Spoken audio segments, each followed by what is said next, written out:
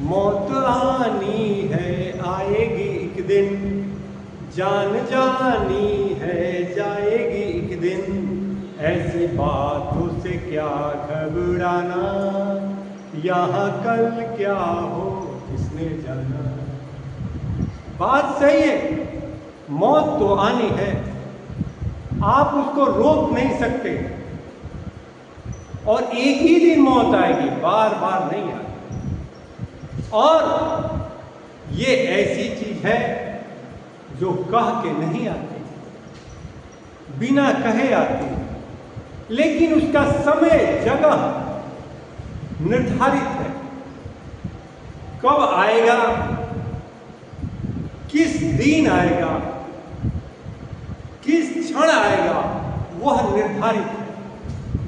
आप उसमें कोई बदलाव नहीं ला सकते। और जब तक आपकी मौत नहीं आएगी तब तक आपको कोई नहीं मार सकता। मैं एक नहीं सैकड़ों हजारों उदाहरण मैंने देखे हैं कि आदमी लगता है कि ये तो गया काम से, लेकिन वह नहीं जाता, वह बच जाता, ठीक होके चला आता। और जब ठीक होके चला आता है तब वह चला जाता है। मैं खुद अपने प्रैक्टिकली देखा हूं। ऐसा नहीं मैं कह रहा हूं कि किसी के कहे पर कह रहा हूं, मैं प्रैक्टिकल बात कर रहा हूं, एकदम ऑथेंटिक और सत्य बात बता रहा हूं। इसलिए जब आप ये अच्छी तरह जानते हैं कि जब आपकी मौत आ जाएगी, कोई आप उसे, भगवान भी उसे नहीं बचा सकता, तो फिर हम उसके लिए छाती क्यों पीटे? जब जाना ही है तो तैयार रहो जाने के लिए। चिंता क्या करना? चिंता करेंगे आपकी बुद्धि जो है खत्म हो जाएगी। एक तो वही बात हो गई कि एक आदमी अपने दौड़े जा रहा था, तो किसी ने पूछा कि भाई क्यों दौड़ रहे हो? उसने कहा कि भैया मेरे पीछे जो परछाई है ना, वो मेरा पीछा कर रहा है। वह दिन में दौड़ता रहा, चांदनी रात है, दौड़ता रहा। जब काफी अंधेरा हो जाता तो बैठ जाता कि अब मेरी परछाई मुझे पीछा नहीं करती। लेकिन जो ही चांदनी रोशनी होती फिर परछाई बनती, वो दौड़ने लगता।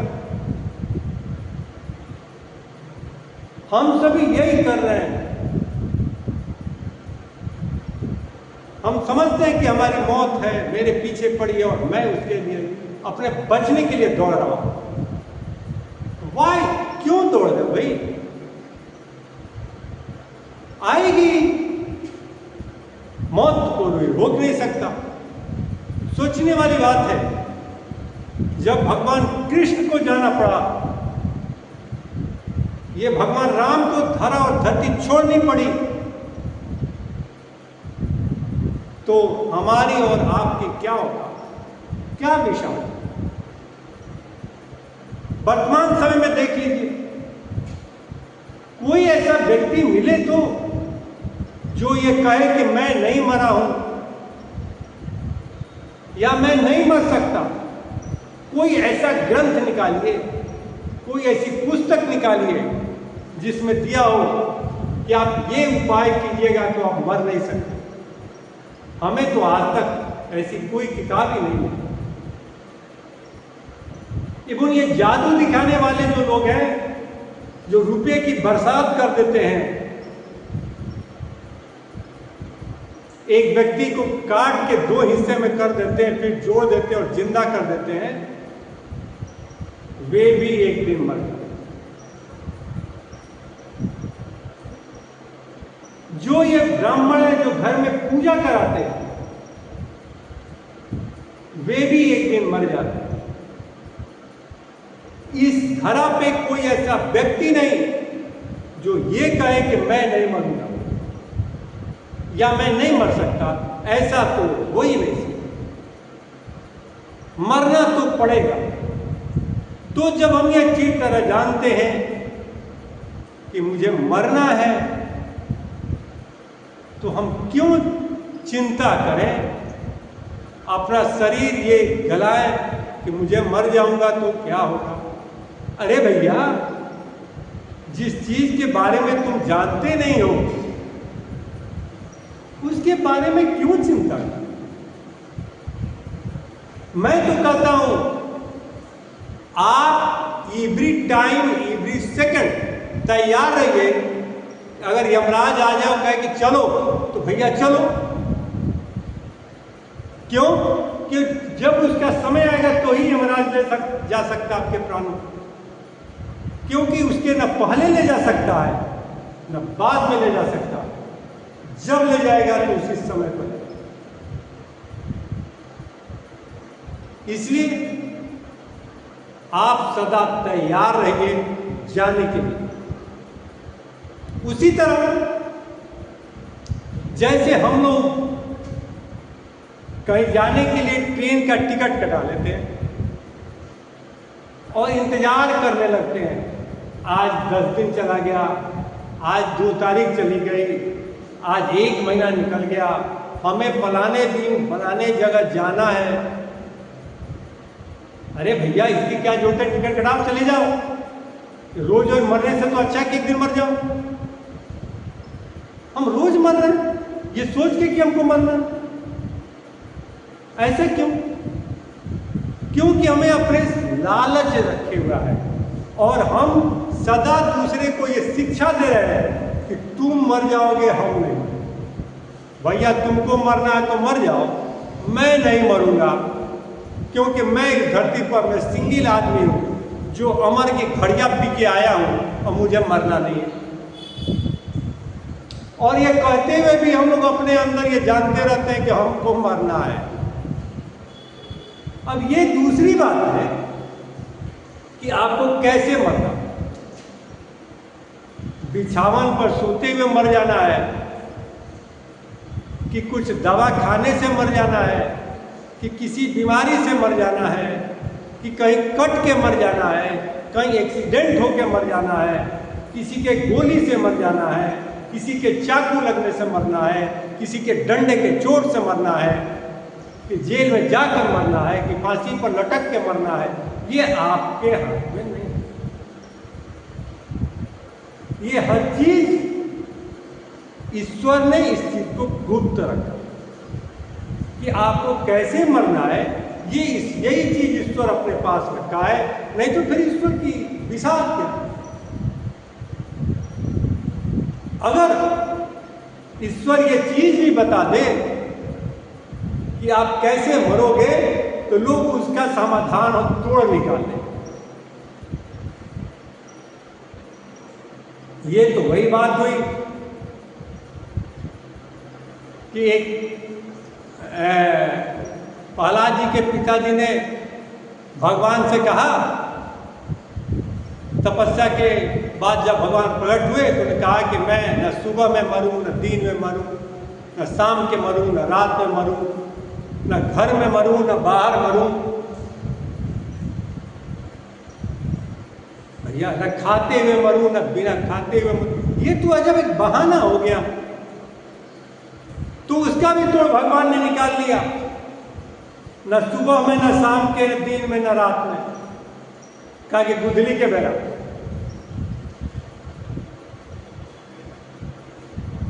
न चौक हो गया, न घर में मारा, न बाहर मारा, चौकट में मारा। उन्होंने ये कहा था कि न हथियार से नहीं मरूं, तो कहा कि वो हथियार नहीं, मुंह से फाड़ दिया। तो ये सारी बात है। आदमी को मरना है। कोई धरती पर ऐसा हुआ नहीं कि जो मरे नहीं।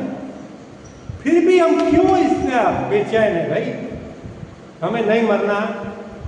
हम क्यों अपने आप को झूठा साबित कर रहे हैं? ये तो बात मेरे समझ में भी नहीं आती। हाँ, आप अपनी मरने की पोटेंसी को, थोड़ा बहुत तकलीफ को कम बेस कर सकते हैं। हो सकता है कि आपको भाला से मरना हो तो भाला की जगह सुई का इस्तेमाल करें। इतना ही किया जा सकता, इसके आगे नहीं किया जा सकता। मरना निर्धारित है और ब्याह सदा सत्य है। आपको मरना ही पड़ेगा भैया, चाहे लाख पूजा करो, चाहे लाख कथा कहवाओ, लाख मंत्र जाप करो, मरना पड़ेगा। हाँ, ये जरूर है कि आपके मरने के समय की जो तकलीफ होने वाली है उसको आप कम कर सकते हैं, ज्यादा कर सकते हैं, उस पीड़ा को कम या बेस कर सकते हैं। ये तो भी निर्धारित नहीं कि भैया मरते समय पीड़ा होती है कि खुशी होता है, यह भी कोई निर्धारित नहीं। मेरे को तो आज तक किसी ने नहीं आके बताया कि भाई मरते समय मुझे बहुत तकलीफ हो रही थी या बहुत खुशी हो रही थी। एक बार क्या हुआ, पोटेशियम साइनाइड एक जहर है, तो कुछ लोगों ने कहा कि इसका टेस्ट कैसा है, इस पर रिसर्च किया गया। तो एक पति पत्नी ने कहा कि हम लोग इसका टेस्ट बता दें। कहा कि भाई इससे मौत हो जाती है। कहा कि ठीक है, उससे कोई बात नहीं है, हम लोग इसका टेस्ट बता दें। तो उन्होंने जैसे जीभ पर साइनाइड रखा, लिखा एस। दूसरे व्यक्ति ने जीभ पर साइनाइड रखा, लिख दिया एस। अब उसमें दो लोग जैसे थे वैसा उन्होंने उसका प्रिडिक्शन कर दिया। एस माने स्वीट्स, एस माने साव, यानी खट्टा भी होता है और मीठा भी। अब बताइए कि कैसे किया जाए कि मौत जो है सुखदायक है कि दुखदायक, ये बहुत बड़ी समस्या है।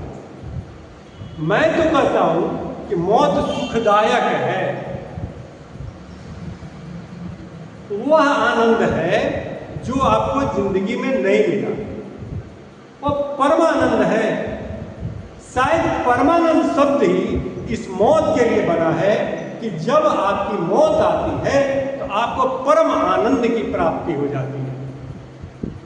और परम आनंद का मतलब उससे बड़ा कोई आनंद ही नहीं। इसलिए हमें लगता है कि मौत परम आनंद है। परमानंद शब्द शायद उसी के लिए बना। और जब आपको अत्यंत खुशी मिल जाती है तो आपको खुद लगने लगता है इससे बड़ी खुशी क्या हो सकती है। तो परमानंद शब्द शायद मौत के लिए बने,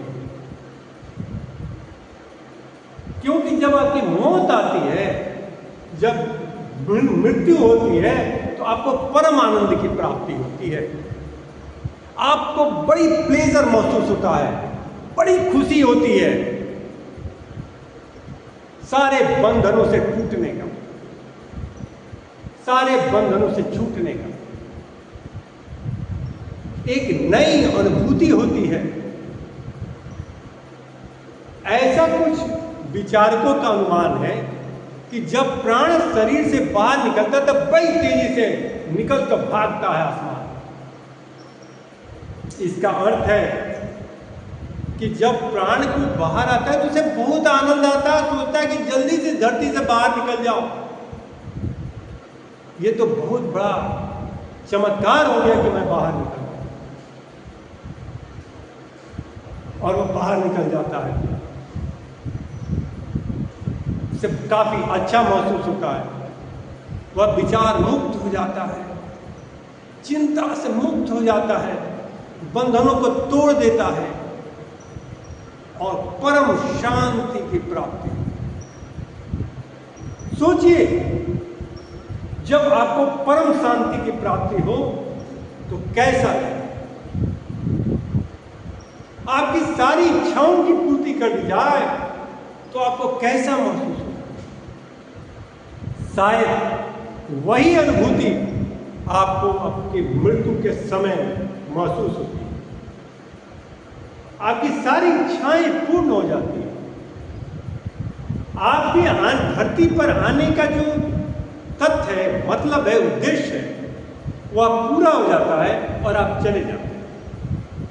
जब तक आपके धरती पर आने का उद्देश्य पूरा नहीं होता, तब तक आप इस धरती से जा नहीं सकते। इस धरती से तभी जाएंगे जब आपका इस धरती से आपका लक्ष्य पूरा हो। ईश्वर तभी बुलाता जब आप लक्ष्य की प्राप्ति कर लेते हैं। जब तक लक्ष्य की प्राप्ति नहीं करते, ईश्वर अपने पास नहीं। और हो सकता है पुनर्जन्म ही हो। यही बात पुनर्जन्म भी हो सकता है। जैसे हम एक घर को छोड़ के दूसरे घर में जाते हैं, तो उसी तरह हम इस शरीर को छोड़ के दूसरे शरीर में चले जाते हैं। इसीलिए पुनर्जन्म की बात कही गई। और पुनर्जन्म ही आपको इस मौत के पीछे का कारण। तो ये तो अच्छी बात है कि हम इस शरीर को छोड़ के दूसरे शरीर में जाते हैं और हम वहां असीम आनंद की प्राप्ति करते हैं, फिर नए ढंग से अनुभव प्राप्त करते हैं और नया जीवन की शुरुआत करते हैं। ये तो अच्छी बात है, बुरी बात तो है नहीं। इसलिए मैं कहता हूं कि आदमी को ऑलवेज, हमेशा मौत के लिए तैयार रहना चाहिए। उसी तरह जब एक भवन को छोड़ के दूसरे आलीशान भवन में जाना हो, तो हमें जो खुशी महसूस होती है, शायद उससे लाखों करोड़ों अरबों गुना ज्यादा खुशी हमें इस शरीर को छोड़ के दूसरे शरीर में जाने से होती है। इसलिए ये दुख का विषय नहीं। दुख तो वे लोग मनाते हैं जो इस शरीर से लाभ ले रहे होते हैं।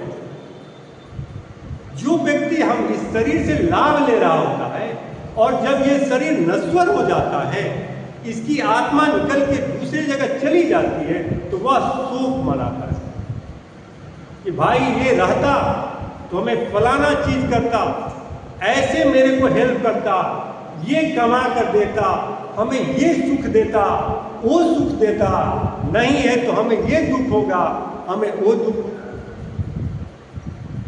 क्योंकि उसे इस शरीर से लाभ है, हमें तो इस शरीर से लाभ नहीं। हमने अपना उद्देश्य पूर्ति किया, चले। सरकार भी आपको जो नौकरी देती है, टिल द डेथ तक के लिए नहीं देती। कहती कि भैया एक समय तक आप बहुत अच्छी स्थिति में, सारी क्षमता है आपको कार्य करने की, आपने वहां तक हमारी सेवा दी, आप मुक्त हो जाएंगे। उसी तरह हम भी अपने शरीर से समाज को सेवा दे रहे होते हैं। जब समाज को लगता है, ईश्वर को लगता है कि इसने अपने शरीर से समाज को जो देने लायक चीजें दे दिया, तो उन्होंने कहा कि अब मेरे पास वापस आ जाओ। उसी तरह जैसे अब सरकार आपको रिटायर कर देती है, और रिटायर कर देती है सरकार, उसी तरह भगवान भी इस समाज से रिटायर कर देता, अपने पास बुला देता है। तो इसमें क्या तकलीफ है भाई?